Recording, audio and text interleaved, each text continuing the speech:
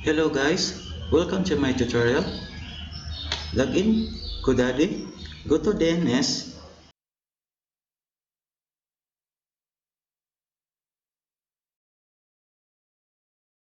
while in Namecheap, click Manage for DNS. It will jump to input fields. Input fields of Godaddy and Namecheap are almost the same.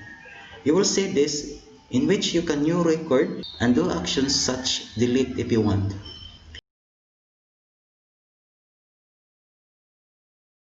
You can find those requirements in Blogger.